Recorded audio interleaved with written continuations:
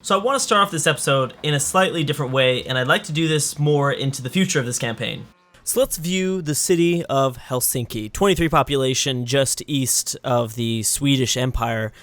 And we have a spy in here, and we don't really look at this too much because the spies don't do that much. The spies really give us kind of some useless information. But what might be interesting is to view the city a little bit more and to see what they're doing. They're growing in one turn. They're at 12.5 food, which is actually not the best. They've got good population, but and they're also on We Love the King Day, which is giving them what kind of a bonus? Yeah, 25% of a bonus to their food growth.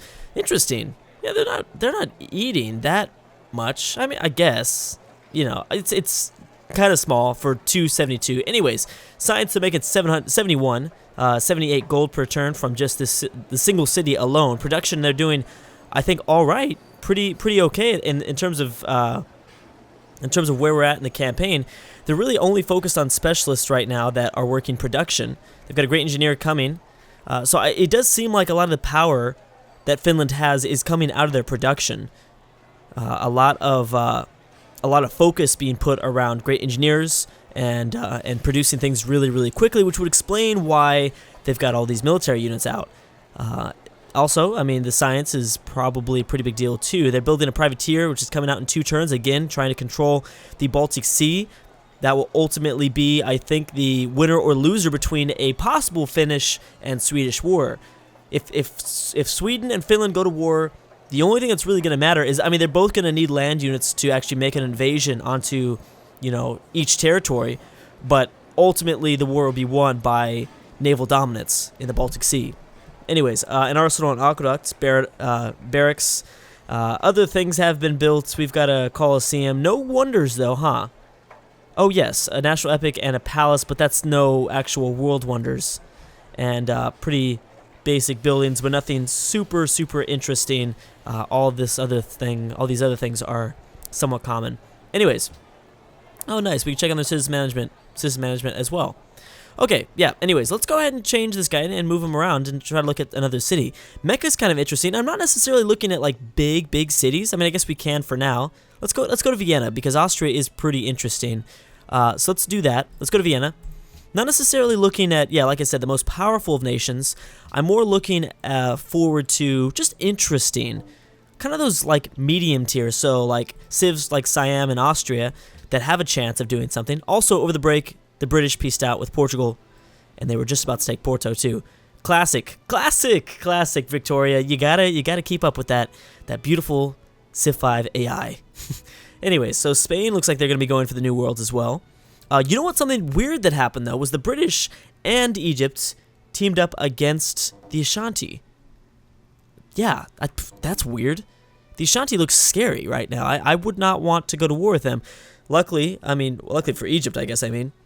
There is no immediate border between those two nations. However, the English might have to worry a little bit if Morocco gives up open borders to the Ashanti, which is really unlikely because I'm sure they don't like each other in the first place. Still, kind of interesting. Lots of peace deals. So we're seeing a time of peace, a relative time of peace. Here's those conquistadors. And I'm not sure where Spain is trying to reinforce, but... and the Mongols are coming out this way too. How many Congo settlers are there? I'm pretty sure there are at least like 4 new cities. There's one here. There's like 2 here somewhere in the Indian Ocean. We've got Persia on their way too.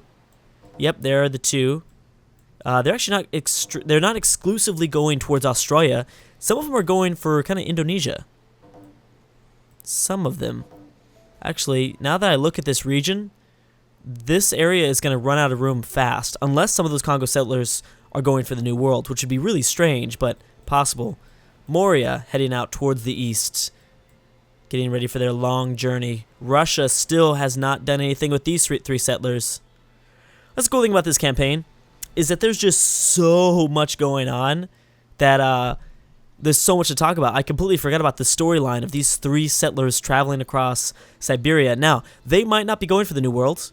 They could totally be just trying to separate the Chukchi Empire to the regular empire. I mean, this is where the Chukchi have most of their power, but I mean, hey, look at this capital with only 14 population. It's well defended, but it's not connected, and the Chukchi don't have the best of navies either. So it's kind of interesting to look at it that way. The Huns have a large force here next to the North Pole as well. A lot of nations moving through that sea region. Boom, Kazakhstan has settled their third city, really getting a good grip on kind of northern Baja California, northern modern day Mexico, Tijuana. Kazakhstan is now about the area, the owner of Tijuana. Nice, I want to go there. Chukchi about to settle, I'm thinking very, very soon. Finland, I keep forgetting Finland has a colony out this way. I'm gonna forget like all the time who has colonies where, because it's gonna get really, really confusing. Yeah, this is about to get so confusing right now. Lots of workers. These workers still making their way down south, I think, to probably reinforce the British city in Brazil. Here's a Terracio. We see a peace deal between Finland and Benin. Is there anything else? Nigeria, France, peacing out? No settlers. South America is going to be pretty untouched, I think, by the time turn 300 starts to roll around, which is interesting. Okay, so real quick, I made a promise to you guys, and I don't want to break that promise. Cracklord breaks promises, but I try not to as Drew. But let's see what's going down in religions, and who's dominating the religion game. It should be about the same. Yes, Eastern Orthodox. Whoa, wait, what? I thought, yeah, you know what? I think Ethiopia just came out of nowhere. Ethiopia was not winning before. I thought it was the Chukchi that was winning the religious game. Pretty sure. Ethiopia with 93 cities following Eastern Orthodox, which is actually a majority, I'm sure, is in Africa. I guess that's part of the reason why it's dominating, is Africa is such a huge continent with lots of cities, so that's part of the issue, or part of the reason. The Pope dominating in Europe, more than likely. Chukchi in Eastern Asia, but we also have Maurya trying to boost popularity of Buddhism. Yeah, there's a huge drop-off between the Chukchi and the Buddhism, and so yeah. So really we're seeing this world dominated by three religions, Eastern Orthodox, Catholicism, and Judaism. Interesting. Sikh for the Goths. The Goths aren't doing that well. They've only spread that by about 2 cities, so more than likely the Pope is dominating them to the point where they can't even spread it at all. Shinto might be an interesting religion that might come into its own at the end of the game, since Japan, I think, is going to be a big settler here, big colonizer. As long as they just spread it to their own cities, then they're going to be fine. I'm pretty sure that's what they're doing, just spreading it to their own cities. And Hinduism is still not even caught on to their capital city. Ouch. That hurts. Another thing I was going to do is check on the demographics very briefly. Population Chukchi with 30 million. 30 million Chukchinese. I don't know if that's the proper term there. Shanu with crop yield and manufactured goods. We've got the Congo with GNP and land. Chukchi with #1 military in the world, as well as with the most amount of science. But again, literacy is, you can't really tell with literacy. All these other numbers are pretty accurate, that they're #1. But literacy, there could be someone at 68%. Look at this, the average though, 53%. So you're looking at about, I mean, this is percentages, so it's not exactly text. I think there's like, what, 80 texts, 60 texts, 80 texts. Yeah, there's 80 texts. So this percentage is not exact. It's not like out of 100. But they're about 10 texts ahead of the average. No, you know what? I can't count that because it's averaging for myself too. So these averages are all skewed in a bad way because myself is throwing it off. Anyways, so kind of interesting. I love the divide between the Shanu, the Congo, and the Chukchi. Very, very even three nations that are winning this. And honestly, it's going to be really tough to decide. Especially because those nations aren't typically very popular nations, which I love. I love when we have votes between not popular nations because, again, like I said, there's a little bit of a bias that goes down. There we go, Spain. There you go, Spain. I'm sorry, not that I'm rooting against Portugal or anything, but I would like to see Spain unify Iberia, and I'd like to see more kind of the smaller civs kind of getting kicked out of the game. No offense, just kind of want to shoo them off. It's not like they have a chance anyways, so we'll see. But yeah, no, like less popular nations are involved, and I like that because it's not going to be skewed for one particular civ. Like, like Russia and Britain were in the last 2 AI-only battles, and they get, a bunch of votes because a lot of people voted for them, and, unfortunately that's just how it works, but it's going to be nice. The Chukchi, the Shanu, and the Congo, not super popular. So that'll be cool. We'll have to see how Spain deals with this. I mean, Spain has a pretty good navy already in place. Although they are embarking a lot of their navy off the western coast of Africa. But they'll bring some reinforcements, and they'll probably almost surely grab at least Porto. Braga will remain, and I think Portugal will still exist by the end of this. Okay, yeah, so Chukchi have built a wonder. We've got Prussia and Ethiopia piecing out. And how are the Goths doing here? They're doing okay. At least they're pillaging the crap out of all this stuff. It does look like they've destroyed enough units where they might actually be able to start to hit Budapest at the very least. But we'll see. Armenia still exists, and I love it. I love that Armenia was able to hold off both the Huns and Russia, right? Crazy. It's just insane to me. It would be very interesting to do the same exact campaign, except without mountains. I don't know. I think this is still a better idea because just the scope of, like, the way Kazakhstan, for instance, has been able to survive, and that's more than likely due to the mountains, which that's not Kazakhstan, Drew. Yeah, it's more than likely due to the mountains. Not entirely, but yeah, it does make a difference. The fact that Kazakhstan has survived, and I'm thinking a pretty big part of that credit should be due to the fact that we've allowed the mountains to stay in this campaign.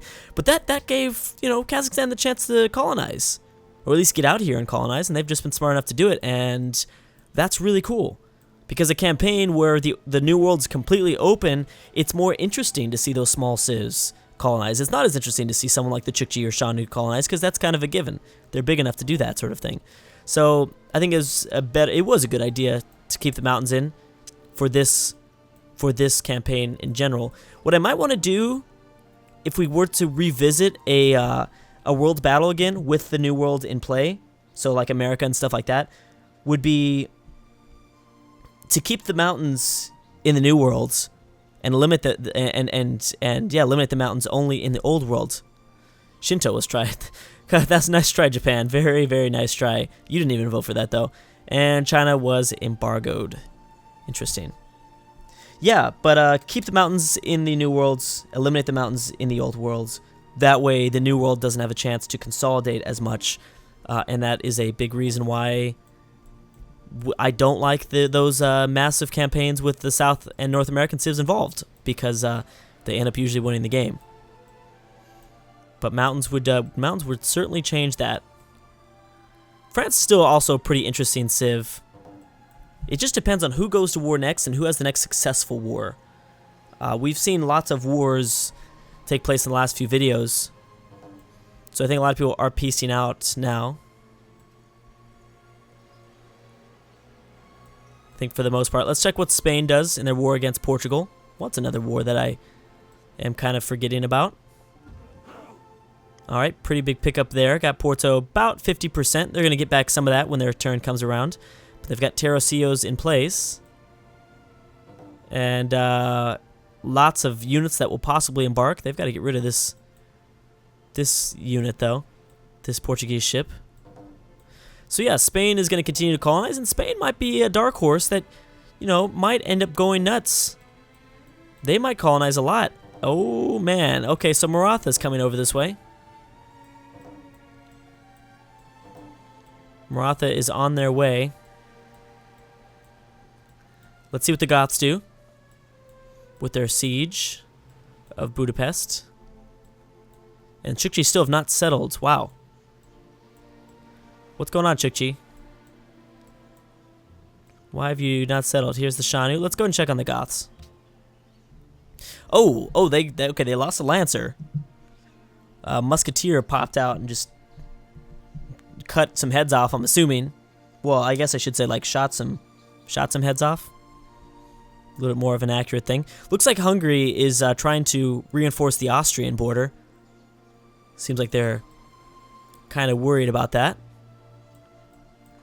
I mean, we've been talking about that since the entire since this entire conflict broke out, is the Austrians. So at least the AI knows, yeah, I should probably worry about Austria right now. Oh my goodness. All right, so the Huns are coming in strong. We knew the Huns. Okay, that's 3 settlers so far. Shanu continue to try to send settlers over this way too. Here come the Chukchi. We still have Russia. Now, will Russia embark these units? That's the next question. Yes. Looks like Russia is going for 3 new cities in the New World. I wasn't sure if they were just going for northern cities up this way. You know, kind of trying to cut off the Chukchi. I mean, they still might. They still have 2 more, but it does seem like Russia is going for their own control here. We've got Shanu and Maratha piecing out.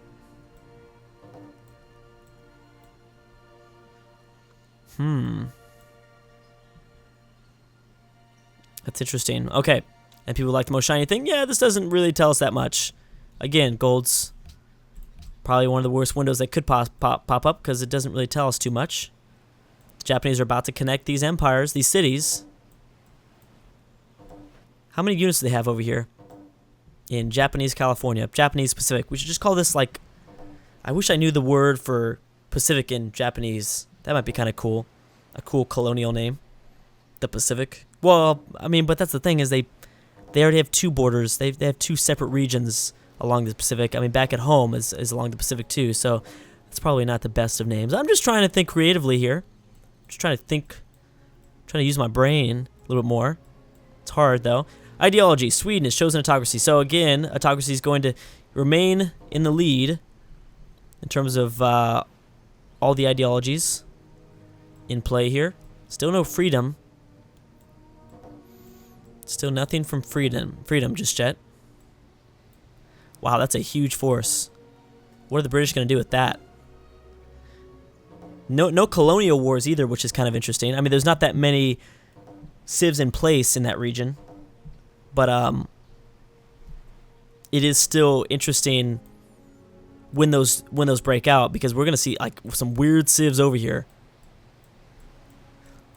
And actually, now that I think about it, a British-Spanish war would mean 2 different continental conflicts at this point. I don't know if they've discovered each other. They only have a Gatling gun, and I'm guessing those workers are coming down this way. We don't know where those workers went. Oh no, they are going, I think, to Siberia, more than likely. Anyways, guys, I'm gonna stop right there. Thanks so much for watching, and I will see you guys next time.